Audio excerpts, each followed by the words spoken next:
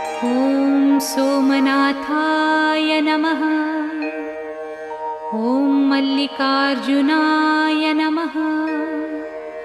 ॐ महाकालेश्वराय नमः।